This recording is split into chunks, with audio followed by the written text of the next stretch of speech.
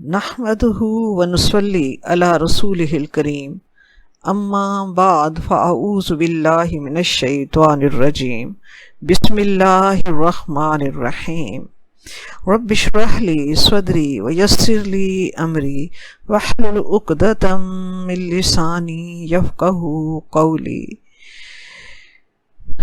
آیت نمبر 22 سورۃ ملک کا آخری حصہ آج ہم انشاءاللہ کریں گے۔ آیت نمبر 22 ہے افمن یمشی مکبا علی وجہہ اہدی ام من یمشی سویا علی صراط مستقیم۔ بھلا جو شخص اوندھے منہ چل رہا ہو وہ زیادہ ہدایت یافتہ ہے یا وہ جو سر اٹھائے سیدھا ایک ہموار سڑک پر چل رہا ہو۔ اس آیت میں اللہ تبارک و تعالیٰ نے مومن اور کافر کا، یا یوں سمجھ لیجئے کہ ہدایت یافتہ اور گمراہ شخص کا فرق ایک مثال کے ذریعے سمجھایا ہے۔ یہ قرآن پاک کا انداز بیان ہے کہ فلسفیانہ حقائق کو نہایت مجسم اور مشخص انداز میں ہمارے نظروں کے سامنے رکھ دیتا ہے کہ معنی چلتے پھرتے نظر آتے ہیں، لفظ مجسم ہو کر ایک تصویر ہمارے سامنے بنا دیتے ہیں۔ رب کریم نے یوں لفظوں میں بیان کیا ہے جیسے دو کردار ہمارے سامنے جیتے جاگتے سامنے ہماری چشم تصور میں آ گئے ہوں۔ یہ قرآن پاک کا انداز ہے، اس کا اعجاز ہے۔ ہم دیکھتے ہیں کہ اللہ تبارک و تعالیٰ نے ہمیں سیدھی قامت کے ساتھ منہ اوپر اور پاؤں نیچے کر کے خوبصورت قامت اور وقار دیا ہے۔ مومن جو اللہ تبارک و تعالیٰ کے بتائے ہوئے سیدھے راستے پر چل رہا ہو، صراط مستقیم کا راستہ جو کہ واضح، سیدھا اور روشن ہے، اور اس پر سیدھا کھڑا ہو کر چل رہا ہو، راستہ بھی اسے صاف اور سیدھا بالکل روشن نظر آ رہا ہو، اسے بخوبی وہ جانتا بھی ہو، حق بات کو پہچانتا بھی ہو، قبول بھی کرتا ہو، عمل کرتا ہو، ہوش و حواس کے ساتھ صراط مستقیم پر چل رہا ہو۔ تصور میں لائیے ایسے شخص کو رب کریم فرما رہے ہیں کہ کیا وہ ہدایت یافتہ ہے؟ یا دوسری مثال جو رب کریم نے فرمایا کہ دوسرا اس شخص کو تصور میں لائیے جو بس سر نیچے کر کے اندھا دھند چلا جا رہا ہے، اسے نہیں پتا کہ میں کہاں جا رہا ہوں، اسے نہیں پتا کہ صحیح کیا ہے غلط کیا ہے، اس نے سر نیچے کیا اور آگے زندگی کا راستہ طے کرتا چلا جا رہا ہے، ٹھوکریں کھاتا ہے، گرتا ہے، پھر بھی سمجھتا ہے کہ میں صحیح ہوں۔ اس کے ذہن میں جو بات ایک مرتبہ بیٹھ گئی، یا جو اس نے اپنے ماں باپ، اپنے آباء و اجداد سے سیکھی، یا جو اسے ماحول سے یا رسومات سے اسے جو ملی، بس آنکھیں بند کر کے جانوروں کی طرح سر نیچے کر کے اسی راستے پر چلا جا رہا ہے۔ یا ہم یوں تصور کریں ایسے شخص کا کہ جو الٹے ہو کر چلے، جیسے منہ نیچے کر کے اور ٹانگیں اوپر کر کے۔ کیسا ہے اس چال میں؟ اس صورت میں ہمارا سر پورے جسم کا جو اہم ترین حصہ ہے وہ زمین کے قریب ترین ہوگا۔ اگر وہ آنکھیں کھول کر دیکھے گا بھی صحیح تو اسے زمین ہی نظر آئے گی، وہ آسمان کی بلندی کو نہیں دیکھ سکے گا۔ یہ ایب نارمل لائف سٹائل ہوگا، زمینی خواہشات سے لپٹا ہوا، کوئی اعلیٰ مقصد اس کو نظر ہی نہیں آئے گا۔ راہ میں وہ گرتا پڑتا، منہ کے بل چلتا، اسے کبھی سیدھی چال نصیب ہی نہیں ہوگی۔ یہ ان بدبخت لوگوں کی مثال ہے جو زندگی بھر محنت مشقت کرتے ہیں، تکلیفیں اٹھاتے ہیں، مگر منزل مقصود یعنی حقیقی کامیابی سے محروم ہوتے ہیں، اس لیے کہ وہ اللہ تبارک و تعالیٰ کی راہ ہدایت سے محروم ہیں، صراط مستقیم پر چلنے سے محروم ہیں، وہ توحید کے نور سے محروم ہیں۔ تو وہ ان کی مثال ایسی ہے جیسے وہ الٹے ہو کر اوندھے منہ زندگی گزارتے ہوئے چل رہے ہوں۔ جبکہ اس کے مقابلے میں مومن کی مثال اللہ تبارک و تعالیٰ نے دی، جو اللہ تبارک و تعالیٰ کی ہدایت کے مطابق سیدھے واضح روشن راستے پر چل رہا ہو، ایمان کا نور ہر دن اس کو گرو کرتا ہو، اس کا ہر دن منور ہوتا ہے، اس کے ہاتھ میں ایمان کی ٹارچ ہوتی ہے، اس کے مقاصد بلند ہوتے ہیں، اس کے ہدف اعلیٰ ہوتے ہیں۔ کیوں کہ سب سے بڑی، عظیم ترین، اعلیٰ ترین ہستی کی رضا پر اس کی نظر ہوتی ہے، اور اسی کے حکام کی روشنی میں وہ زندگی کا سفر طے کرتا ہے۔ اس کا ہر عمل اسے حقیقی کامیابی یعنی رب کریم رحمان و رحیم سے قریب کرتا ہے۔ رب فرماتا ہے بتاؤ کون بہتر ہے؟ اللہ تعالیٰ نے بتایا بہتر وہی ہے جو سیدھا کھڑا ہو کر اور سیدھے راستے پر، صراط مستقیم پر، اس روشن راستے پر آنکھیں کھولے صحیح سمجھ اور فہم کے ساتھ چل رہا ہے۔ اللہ تعالیٰ نے بتایا زیادہ ہدایت یافتہ وہی شخص ہے جس نے اللہ کے بتائے ہوئے احکام کے مطابق زندگی بسر کی، جس کی زندگی میں ہر لمحہ توحید ہے، اس کی زندگی میں ہر فیصلہ، اس کی زندگی کا ہر فیصلہ، ہر عمل اس کی وحدہ لا شریک کے احکام کے تحت ہے۔ اس کے بچوں کی اسکولنگ کا فیصلہ، اس کے گھر کے ماحول کا فیصلہ کہ گھر میں کلچر کون سا رکھنا ہے، گھر کا سیٹ اپ کیسا رکھنا ہے، بچوں کو کس اسکول میں پڑھانا ہے، اس کو تعلیم کون سی دینی ہے، ان کے کاروبار کی بنیاد کن اصولوں پر ہوگی، ان کے شادی کے فیصلے کس روشنی میں ہوں گے، اس کے خوشی اور غم کے موقع، سارا کچھ ان کا سویًا علی صراط مستقیم پر چلتے ہوئے ہوگا۔ اس کے اسکول کا فیصلہ کہ بچے وہاں پڑھیں گے جہاں ان کی دنیا کے ساتھ دین بھی سنورے گا، ان کے گھر میں اسلامی اقدار کی روشنی نظر آئے گی، اسلامی تہذیب و تمدن کا عکس نظر آئے گا، ان کا گھر ایک مومن مسلمان کی شان اور پہچان کے ساتھ روشن اور واضح ہوگا سب کے لیے۔ اس کے کاروبار کے اہداف جو ہیں وہ سنت رسول کے مطابق ہوں گے، ان کے شادی کے فیصلے بھی اللہ کے پیارے اللہ کے حکم اور رسول پاک صلی اللہ علیہ وآلہ وسلم کے فرمان کے مطابق ہوں گے، ان کے خوشی اور غم کے موقع بھی سنت رسول کے قریب ترین ہوں گے، اور اس طرح وہ زندگی صراط مستقیم پر چلتے ہوئے سیدھی بہت خوبصورت کامیاب روشن واضح زندگی گزار رہا ہو۔ جبکہ وہ شخص جو اوندھے منہ چلتے ہوئے زندگی گزارتے ہیں ان کی زندگی ان ایون لائف سٹائل کے ساتھ ہوتی ہے، ان کی زندگی ان ایون لائف سٹائل کے ساتھ ایسی ہوتی ہے کہ پیسے والے ہونے کے باوجود وہ خودکشی کر رہے ہوتے ہیں، اپنے ارد گرد سب کچھ ہوتے ہوئے وہ اپنے آپ کو کمروں میں بند کر لیتے ہیں۔ جب اللہ تبارک و تعالیٰ کی نافرمانی کے راستے پر چلتے ہیں تو گرتے ہیں، چوٹ بھی لگتی ہے، تو اس وقت شیطان سامنے آ کر ہم نوا بن کر کھڑا ہو جاتا ہے، کیونکہ اس صورت میں شیطان کا حملہ اس پر بہت قاری ہوتا ہے۔ قیامت کے دن بھی یہ لوگ ایسی ہی حالت میں ہوں گے، ان گمراہ لوگوں کو اوندھے منہ جہنم کی طرف جمع کیا جائے گا۔ رب کریم نے فرمایا قرآن پاک میں احشروا الذین ظلموا وازواجہم وما کانوا یعبدون، جمع کرو ان لوگوں کو جنہوں نے اپنی زندگی پر اپنے آپ پر ظلم کر کے زندگی گزاری، اور ان کے ساتھی اور جن کی وہ عبادت کیا کرتے تھے، انہیں جہنم کی طرف لے جاؤ اوندھے منہ۔ اور جبکہ مسلمان جو صراط مستقیم پر چلتے ہوئے زندگی گزارتا ہے، سیدھا صراط مستقیم پر روشن سچے راستے کی تقلید کرتے ہوئے وہ زندگی گزارتا ہے، وہ مسلمان قیامت کے دن عزت کے ساتھ جنت میں پہنچائے جائیں گے۔ اور سورۃ رعد میں ہم نے پڑھا کہ جب جنتی جنت میں جائیں گے تو جنت کے 8 دروازوں سے جو فرشتے ہیں وہ آگے بڑھ کر ان کا استقبال کریں گے۔ والملائکۃ یدخلون علیہم من کل باب، کیا کہیں گے وہ؟ سلام علیکم بما صبرتم فنعم عقبی الدار۔ اور فرشتے داخل ہوں گے ان جنتیوں پر ہر دروازے سے اور انہیں کہیں گے سلام ہو تم پر، تمہیں اللہ تعالیٰ نے یہ اجر دیا کیونکہ تم نے زندگی میں صبر کیا، اور کتنا اچھا اجر ہے، کتنا اچھا گھر ہے آخرت کا۔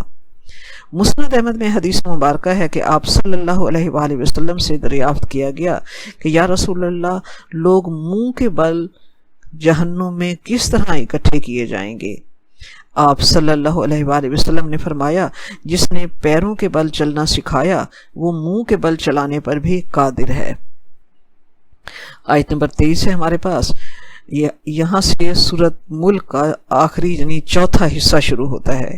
اس میں اللہ تبارک و تعالیٰ کچھ آیات میں کل کے ذریعے یعنی کل سے شروع ہو رہی ہیں آیات، اللہ تبارک و تعالیٰ اس لفظ کے ذریعے اپنے پیارے حبیب صلی اللہ علیہ وآلہ وسلم سے فرما رہا ہے کہ ان سے یہ پوچھئے یا انہیں کہہ دیجئے۔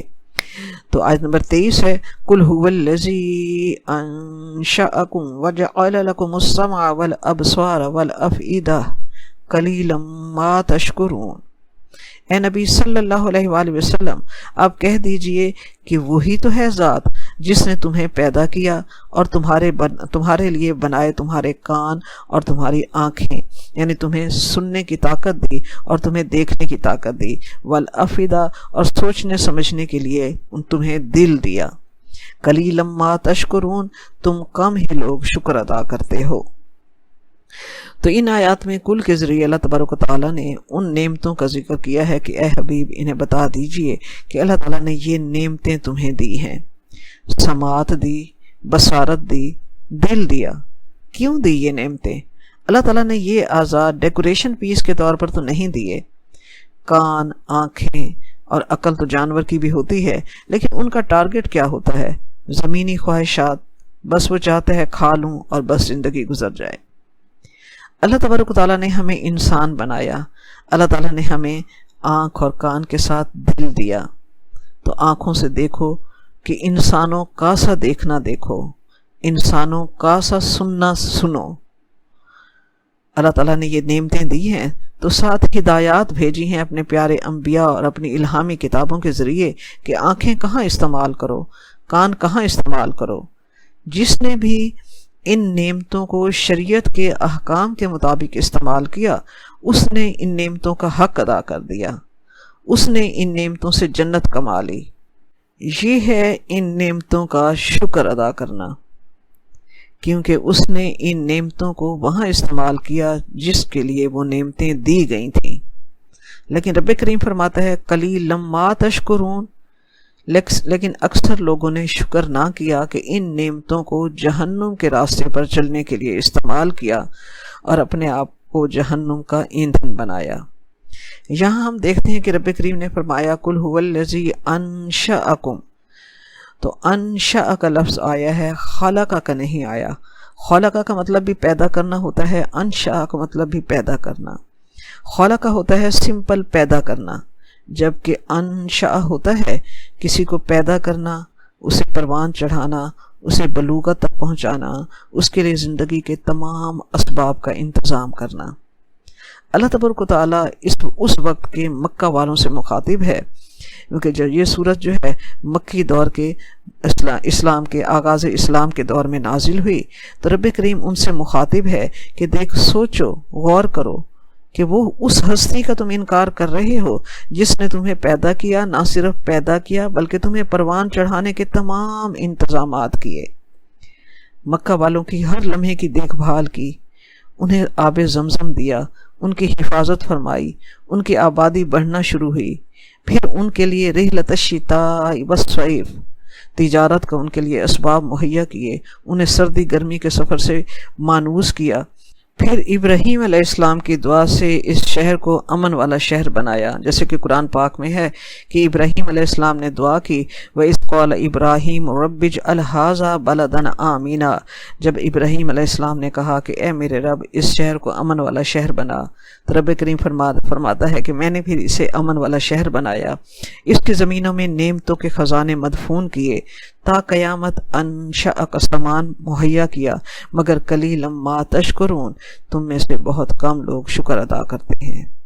یہاں تیسری نعمت جو رب کریم نے ذکر کیا ہے وہ افئدہ ہے۔ افئدہ یعنی دل دیا تمہیں۔ افئدہ وہ نعمت ہے جو مومن کا سرمایہ ہے۔ افئدہ دل کو کہتے ہیں۔ رب کریم نے یہ نہیں فرمایا آنکھیں، کان اور عقل دی، رب کریم نے فرمایا آنکھیں، کان اور دل دیا۔ مومن سماعت سے جو سنتا ہے، بصارت سے جو دیکھتا ہے، اس کے دل میں اس سے جو سوچ پروان چڑھتی ہے، وہ معرفت الہی اور محبت الہی کی سوچ پروان چڑھتی ہے۔ جذبات، احساسات اور سوچ کے پروان چڑھنے کی جگہ دل ہے۔ جب جذبات پروان چڑھتے ہیں تو رب کی محبت پروان چڑھتی ہے مومن کے دل میں۔ مومن کا دل عرش الہی ہے۔ وہ جب کائنات میں دیکھتا ہے، کائنات میں حق بات سنتا ہے، تو اس کی روحانی ترقی کا لیول گرو کرتا ہے، اس کی عبادات کا لیول، اس کی اللہ کی محبت کا گراف اوپر جاتا ہے۔ رب کریم نے فرمایا یہ سب اللہ تعالیٰ نے تمہارے اندر رکھ دیا ہے، اس نے تمہیں دل دیا ہے۔ واقعی یہ سچ ہے کہ ارض و سما کہاں تیری وسعت کو پا سکیں، ارض و سما کہاں تیری وسعت کو پا سکیں، میرا ہی دل ہے وہ جہاں تو سما سکے، قاصد نہیں یہ کام تیرا اپنی راہ لے، اس کا پیام دل کے سوا کون لا سکے۔ مومن کا دل عرش الہی ہے، وہ دنیاوی آلائشوں سے پاک ہوتا ہے، وہ اللہ کی محبت میں چمکتا ہے۔ مومن کے دل میں اللہ تبارک و تعالیٰ اپنا عکس دیکھنا پسند کرتا ہے۔ مومن کے دل میں رب رہتا ہے، اور یہ مومن کے دل ہی کی آواز ہے کہ میں اسے کعبہ و بت خانہ میں کیوں ڈھونڈنے جاؤں، میرے ٹوٹے ہوئے دل ہی کے اندر ہے مقام اس کا۔ تو رب کریم فرما رہا ہے کہ میں نے مومن کو آنکھیں دیں، کان دیے اور دل دیا، اس سے وہ زندگی کی تمام ترقی کی سیڑھیاں طے کرتا ہے۔ لیکن جو مومن ہوتا ہے، چاہے زندگی کے بام عروج پر پہنچ جائے، چاہے دنیا کی مصروفیت انتہا پر ہو، وہ اللہ تعالیٰ کو نہیں بھولتا، وہ اللہ تعالیٰ سے قلبی تعلق کو کمزور نہیں پڑنے دیتا۔ اللہ تعالیٰ یہی فرما رہا ہے کہ جب دنیا کی مصروفیت انتہا پر ہو تو ڈونٹ فارگیٹ اللہ سے قلبی تعلق کو کمزور نہ پڑنے دو، ورنہ ہدایت کے راستے پر قدم ڈگمگا جائیں گے۔ اس نے تمہیں آنکھیں دی ہیں، کائنات میں اس کی صفات کا عکس دیکھو، دیکھ اے انسان، اس نے یہ خوبصورت آبشاریں، یہ پھولوں سے لدی وادیاں، یہ سرسبز و شاداب درخت، یہ جنت کے پری ویو کے طور پر تجھے دکھائے ہیں۔ دنیا کے یہ تمام خوبصورت ترین مناظر اللہ تبارک و تعالیٰ نے تجھے جنت کے پری ویو کے طور پر دکھائے ہیں کہ اس دنیا میں تیرا امتحان ہے، اگر تو پاس ہو گیا تو جنت میں اس سے کروڑواں گنا زیادہ حسن اس نے اپنے ان محبوب بندوں کے لیے تیار کر رکھا ہے جو آنکھوں سے وہ دیکھتے ہیں جن کو اللہ تعالیٰ نے دیکھنے کو کہا ہے، کانوں سے وہ سنتے ہیں جس کو اللہ تعالیٰ نے سننے کو کہا ہے، دل میں وہ سوچیں پروان چڑھتی ہیں جس سے اللہ تبارک و تعالیٰ سے تعلق مضبوط ہوتا ہے۔ ہم آپ جب اللہ تبارک و تعالیٰ کی راہ پر چلیں تو یہ افئدہ، یہ جو دل اللہ تعالیٰ نے نعمت دی ہے، یہ ایسی پیاری نعمت ہے کہ جب بھی اللہ تبارک و تعالیٰ سے باتیں کرنے کو دل چاہے تو اللہ تعالیٰ سے یہ دل جو ہے اللہ تعالیٰ سے باتیں کر لیتا ہے، اللہ تعالیٰ کی نعمتوں کو دل میں محسوس کرتا ہے، تو اس کا دل اللہ کے حضور شکر کے جذبے سے سجدہ ریز ہو کر آنکھیں نم ہو جاتی ہیں۔ آنکھیں اس کی نعمتوں کا شکر ادا کرتے ہوئے جب اشک بار ہوتی ہیں تو پھر کوئی ایک آنسو، کسی آنسو کا کوئی ایک قطرہ اس کے لیے جہنم کی آگ کو بجھا دیتا ہے۔ یہ ہے وہ مومن جو سویًا علی صراط مستقیم ہے، جو صراط مستقیم کے راستے پر سیدھا چلتے ہوئے اپنی زندگی گزارتا ہے اور کامیاب ہوتا ہے۔ لیکن آیت کے آخری حصے میں رب کریم فرما رہا ہے قلیلا ما تشکرون، بہت کم لوگ اللہ تعالیٰ کی ان نعمتوں کا شکر ادا کرتے ہیں، وہ ان نعمتوں کا شیطانی راہوں پر چلنے کے لیے استعمال کرتے ہیں۔ ان نعمتوں کو شیطانی راستے پر چلنے کے لیے استعمال کرنا اللہ تعالیٰ کی ناشکری ہے۔ ان نعمتوں سے وہ جہنم خریدتے ہیں اور جہنم کے راستے پر چلتے ہوئے زندگی گزارتے ہیں۔ اللہم لا تجعلنا منہم، یا اللہ ہمیں ان لوگوں میں شامل نہ فرمانا، آمین۔ آیت نمبر 24 ہے ہمارے پاس، پھر کل سے شروع ہے یہ آیت۔ قل هو الذی، اے نبی صلی اللہ علیہ وآلہ وسلم آپ کہہ دیجئے کہ وہی ذات تو ہے جو ذرأکم فی الارض والیہ تحشرون، جس نے تمہیں زمین میں پھیلایا اور پھر اسی کی طرف تم اکٹھے کیے جاؤ گے۔ وہی ذات تو ہے جس نے تمہیں زمین میں پھیلایا اور پھر تم اسی کی طرف اکٹھے کیے جاؤ گے۔ ذرا عربی زبان میں بڑھانے کو کہتے ہیں، بڑھانے کے ساتھ پھیلانے کو کہتے ہیں، اور الحشر کے معنی ہوتا ہے جمع کرنا، یعنی پھیلانے کے بعد جمع کرنا۔ اللہ تعالیٰ نے اس ایک ہی آیت میں دونوں مناظر کو جمع کیا ہے کہ اللہ تعالیٰ نے دنیا میں زندگی میں ترقی دے کر انسان کو وسعت دے کر بڑھا دیا، پھیلا دیا، پھر ایک دن وہی ذات جو ہے روز محشر ان کو اپنی طرف اکٹھا کرے گی۔ ہم سوچیں تو اللہ تبارک تعالیٰ نے انسان کو زمانے کے لحاظ سے بھی پھیلایا، بڑھایا، کسی کو قرون اولیٰ میں پیدا کر کے اسباب عطا کیے اور کسی کو آج اور کسی کو آنے والے زمانے میں۔ یہ اس حکیم علیم کی حکمت ہے۔ اگر وہ سب کو ایک ہی زمانے میں پیدا کر کے پھیلا دیتا تو کیا مشکل تھی؟ ایک جگہ پیدا کر دیتا تو کتنی مشکل بات ہو جاتی۔ اگر وہ سب کو ایک ہی زمانے میں پیدا کر کے پھیلا دیتا تو کیا مشکل ہوتی، اور اگر ایک ہی جگہ پیدا کر دیتا تو کتنی مشکل ہوتی۔ اس نے 7 بر اعظموں میں پھیلا دیا، اور اس کے لیے سب کو ایک وقت میں بھی جمع کرنا کوئی مشکل بات نہیں تھی، مگر اس نے زمانے کے لحاظ سے بھی اس نے پھیلا کر انسان کو اس دنیا میں بھیجا ہے۔ ہم اسی کی طرف اکٹھے کیے جائیں گے، الیہ تحشرون۔ یہ الیہ تحشرون، ہم اسی کی طرف اکٹھے کیے جائیں گے، یہ اسلام کی تعلیمات اور عقائد و ایمان کا اہم جزو ہے۔ تحشرون کو ہم ہر لمحہ سامنے رکھیں تو قدم اللہ تبارک و تعالیٰ کے راستے پر جمانا آسان ہو جاتا ہے۔ شیطان تو انسان کو دنیا ہی میں الجھائے رکھنے میں الجھا دیتا ہے۔ تحشرون کو کبھی مت بھولیں، یہی تو ہے ہمارے دین اسلام کا سبق۔ ہماری زندگی کا ہر قدم ہمارا دین ہے۔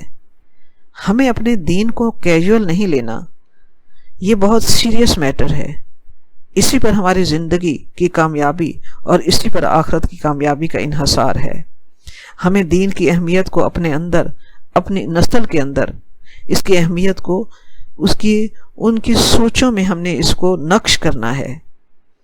وہ اللہ جس نے ہمیں اس دنیا میں بھیجا، جس نے پیدا کیا، جس نے پھیلایا اور جس کی طرف اکٹھے کیے جائیں گے، اور وہ اللہ کے رسول جن کے ذریعے دین بھیجا گیا، اور یہ پسندیدہ دین اسلام کی محبت ہم اپنے بچوں میں، اپنی نسل میں اور اپنے دل میں ہم اسے مکمل طور پر گہرے نقش کے ساتھ واضح کریں۔ صرف دنیا ہی مد نظر نہیں ہونی چاہیے، یہ دنیا تو شیطان کا دھوکہ ہے۔ ہم دنیا پرستی ہی میں پڑے رہ جاتے ہیں، بچوں سے صرف دنیاوی تعلیم ہی اور ان کے گریڈ ہی ڈسکس کرتے رہتے چلے جاتے ہیں۔ کتنے ایز آئے ہیں، کس سکول میں پڑھنا ہے، سکول کو بھی ہم نے سٹیٹس سمبل بنا رکھا ہے، کاروبار ہی ڈسکس کرتے رہ جاتے ہیں، اپنے سوشل سرکل ہی کی فکر میں رہتے ہیں، بس یہی۔ اس میں تحشرون کا احساس کہاں ہے؟ اس میں رب کے سامنے کھڑا ہونے کا احساس کہاں ہے؟ ہماری ساری پلاننگ صرف دنیا کے لیے، جسے وہ چاہے تو ایک لمحے میں گرا دے، ایک لمحہ موت کا آئے اور سب کچھ ختم ہو جائے۔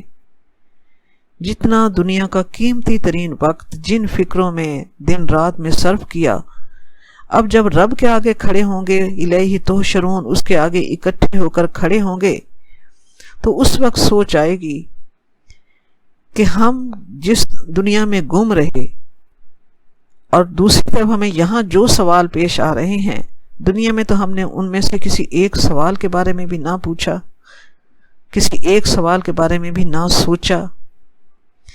رب کریم کا کتنا کرم ہے، وہ کتنا رحمان ہے کہ قرآن پاک کے ذریعے ہمیں اسی زندگی میں اور ہماری زندگی ہی میں ہمیں آگاہ فرما رہا ہے کہ وہ الیہ تحشرون، تم نے اس کے سامنے کھڑا ہونا ہے، اسی کی طرف اکٹھے کیے جانا ہے۔ یہ اس کی رحمت ہے کہ وہ ہمیں زندگی میں ہی ہمیں ہماری منزل کے بارے میں آگاہ کرتا ہے۔ آئیے آج سے ایک نیکی کا اضافہ کریں، ایک قدم نیکی کی طرف آگے بڑھائیں، اور ہر آنے والا دن ہمیں ایمان کے قدموں میں اس طرح اضافہ کرتا چلا جائے، اور ذہن میں رکھیں ہر قدم پر کہ وہ الیہ تحشرون، کیونکہ سورۃ رحمان میں ہے وَلِمَنْ خَافَ مَقَامَ رَبِّهِ جَنَّتَانِ، جو اپنے رب کے سامنے کھڑا ہونے سے ڈرا، جس نے زندگی میں ہر لمحے اس سوچ کو اپنے سے جدا نہیں ہونے دیا کہ اس نے ایک دن اپنے رب کے سامنے کھڑا ہونا ہے، اور یہ ڈر اس کے اندر رہا، اور اس ڈر نے اس کے قدموں کو صراط مستقیم پر جمائے رکھا، تو وہ اس کے لیے جنتان، اس کے لیے 2 جنتیں ہیں۔ آیت نمبر 25 ہے وَيَقُولُونَ مَتَى هَٰذَا الْوَعْدُ إِن كُنتُمْ صَادِقِينَ، اور وہ کہتے ہیں کہ کب ہوگا، وہ کہتے ہیں کہ اگر تم سچے ہو تو یہ بتاؤ کہ قیامت کا وعدہ کب پورا ہوگا۔ ان مشرکین اور منکرین خدا اور قریش مکہ کا حال یہ ہے، اور آج کے ہر غافل انسان کا حال یہ ہے کہ وہ سب سے بڑے معاملے یعنی الہی تحشرون کے معاملے میں شک میں پڑے ہوئے ہیں۔ وہ سوال کرتے ہیں کہ متی ھذا الوعد، کہ یہ وعدہ کب پورا ہوگا قیامت کا۔ اور یہ سوال قرآن پاک میں ان کی زبان سے کئی مرتبہ قرآن پاک میں کئی جگہوں پر کئی آیات میں آیا ہے۔ سورۃ نبا بھی اسی سے شروع ہوتی ہے، اما یتساءلون عن النبأ العظیم۔ پھر اور جگہ قرآن پاک میں ہے وَيَسْأَلُونَكَ عَنِ السَّاعَةِ أَيَّانَ مُرْسَاهَا۔ اصل بات یہ ہے کہ جب انسان کے اندر شکوک ہوں، جب انسان عمل سے خالی ہو، تو ایسے سوالات پر ہی انسان کی توجہ اور وقت صرف ہوتا ہے۔ ایک صحابی نے جب پوچھا کہ قیامت کب آئے گی، تو آپ صلی اللہ علیہ وسلم نے کیا جواب دیا؟ آپ صلی اللہ علیہ وآلہ وسلم نے فرمایا تم نے اس کے لیے کیا تیاری کی ہے؟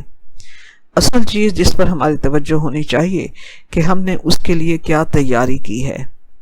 ہمیں اس کے وقت کا علم نہیں ہے، ہمیں تو بس یہ سمجھنا ہے کہ یوم جزا ہے، اور اس چیز پر یقین رکھنا ہے کہ جب قیامت آئے گی تو اس کو کوئی ٹال نہیں سکتا اور کوئی اپنے سر سے اسے ہٹا نہیں سکتا۔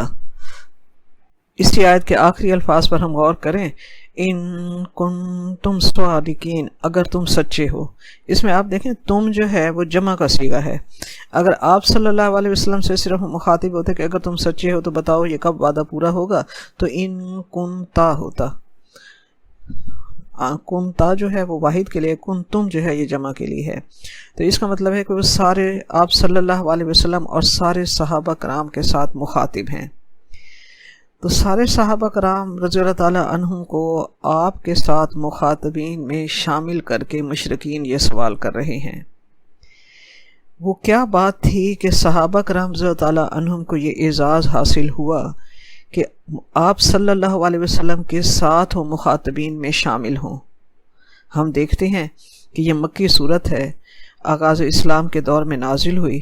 اس وقت تو ابھی احکام بھی نہیں آئے تھے، نماز کا حکم بھی نہیں تھا، شراب کی ممانعت کا حکم بھی نہیں آیا تھا، سود کو بھی ابھی حرام نہیں قرار دیا گیا تھا۔ پھر یہ اتنا اعزاز صحابہ کرام کو کس چیز سے حاصل ہوا کہ آپ صلی اللہ علیہ وسلم کے ساتھ انہیں مخاطبین میں شامل کیا جا رہا ہے، ان کنتم صادقین۔ یہ ان کی قوت ایمانی تھی، ایمان کی مضبوطی تھی، ایمان کی سچائی تھی، اخلاص تھا، کیونکہ اس دور میں جو شخص بھی مسلمان ہو رہا تھا وہ اپنی پوری سوچ کے ساتھ، پورے وجود کے ساتھ اطاعت کا مکمل مجسمہ تھا۔ کلمہ لا الہ الا اللہ محمد الرسول اللہ اور اس کا وحدہ لا شریک ہونے کا یقین ان کے پورے وجود کے پور پور میں رچ بس گیا تھا۔ ابو جہل ایسا سردار مکہ کے سامنے، ابو جہل جیسے سردار مکہ کے سامنے، اور امیہ بن خلف اور ابو لہب جیسے اسلام دشمن کے سامنے، جنہوں نے خانہ کعبہ کو بتوں سے بھر رکھا تھا، ان کے سامنے ان بتوں کا انکار کرنا، شرک کا انکار کرنا اور توحید پر جم جانا آسان نہیں تھا۔ حضرت عبداللہ بن مسعود رضی اللہ تعالی عنہ نے جب کھلے میدان میں سورۃ رحمان پڑھی تو ابو جہل نے پاؤں مار کر انہیں زمین پر گرا کر ان کی کالر بون توڑ دی۔ جو بھی کلمہ لا الہ الا اللہ پڑھتا تھا وہ پورے شعور کے ساتھ جانتا تھا کہ لا الہ الا اللہ پڑھنے سے مجھ سے میرے گھر کی چھت چھوٹ جائے گی، قبیلے کا تحفظ میرے سر سے ہٹ جائے گا۔ حالانکہ اس وقت قبیلے کا تحفظ بہت اہم تھا، قبائلی زندگی تھی، قبائلی حمیت ان کے اندر بہت زیادہ تھی۔ تو جو کلمہ لا الہ الا اللہ پڑھتا قبیلہ بھی اس کا مخالف ہو جاتا۔ جو اپنا عقیدہ، اپنا ایمان واضح کرتا کہ ہم محمد صلی اللہ علیہ وآلہ وسلم کے دین پر ہے، ان کی زندگی قیامت کر دی جاتی۔ مگر ہم دیکھتے ہیں کہ وہ کوڑے کھا رہے ہیں، تپتی ریت پر گھسیٹے جا رہے ہیں، انگاروں پر کھڑا کیا جا رہا ہے، معاشی مقاطع ان کے ساتھ ہو رہا ہے، مگر دیکھیے صحابہ کرام رضی اللہ تعالیٰ عنہم کی قوت ایمانی کہ ان میں سے کوئی ایک بھی ایمان سے واپس نہ پلٹا، کلمہ لا الہ الا اللہ سے وہ واپس نہ پلٹا۔ یہ تھا صحابہ کرام رضی اللہ تعالیٰ عنہم کا ایمان کہ وہ آپ صلی اللہ علیہ وآلہ وسلم کے ساتھ مخاطبین میں شامل ہیں، کہ انہیں یہ اعزاز حاصل ہوا ہے اس قوت ایمانی اور اس ایمان کی سچائی کی بنا پر۔ ہم دیکھتے ہیں کہ ہمارے ارد گرد تو قریش مکہ نہیں ہیں، مگر ہم چھوٹی چھوٹی قربانیاں دے کر بھی اپنے آپ کو ادخلوا فی السلم کافہ کی مجسم تصویر بننے میں کیا چیز مانے ہیں ہمارے لیے۔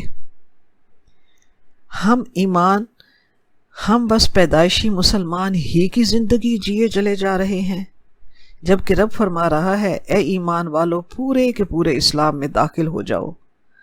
تو یہ جذبہ ہمارے اندر کیوں نہیں امڑتا؟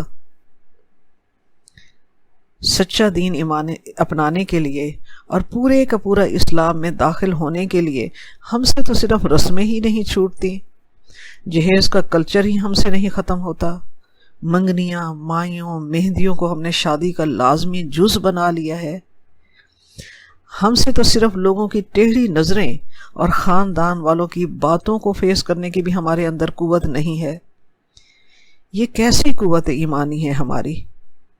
ہم نے صرف اسلام کا سٹیکر اپنی زندگی میں لگایا ہوا ہے۔ اسلام یہ نہیں کہتا کہ برادری والوں کو چھوڑ دو، ان کے مخالف ہو جاؤ، نہیں، اسلام تو سب سے زیادہ صلہ رحمی کا اور حقوق العباد کا درس دیتا ہے۔ آپ سب کے ساتھ با اخلاق رہیے، ان کے حقوق ادا کیجیے، مگر مقصد زندگی صرف اللہ تبارک و تعالیٰ کا حکم اور اطاعت کا نمونہ اسوہ رسول پاک صلی اللہ علیہ وآلہ وسلم ہماری زندگی ہو۔